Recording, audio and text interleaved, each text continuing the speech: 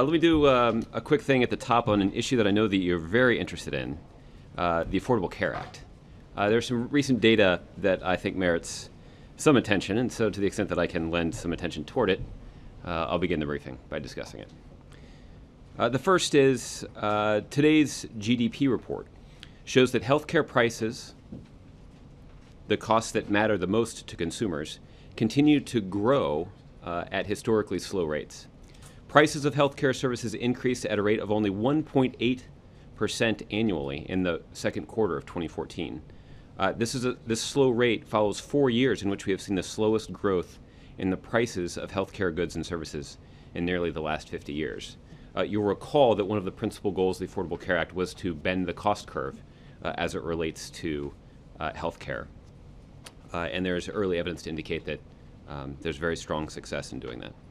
The second thing is, also this week, HHS released a report showing that thanks to the Affordable Care Act, hospitals will save $5.7 billion just this year. That's billion with a B, because of fewer unpaid bills, with about 74% of the total savings going to states that have smartly expanded Medicaid.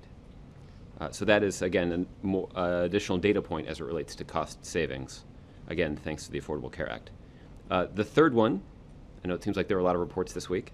The third report released this week shows that consumers will have even greater competition and choice in the health insurance marketplace next year, with 77 new health insurers participating in the marketplace in 2015. That's a 25% increase. And again, this is another underlying principle of the Affordable Care Act,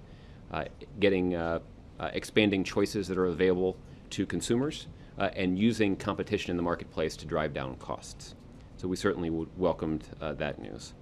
And then finally, a recent survey shows that the average premium for employer-provided family health care coverage only went up 3% this year.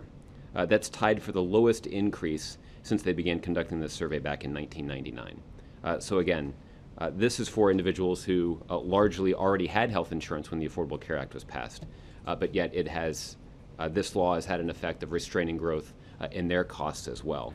This is also a cost that is borne by businesses.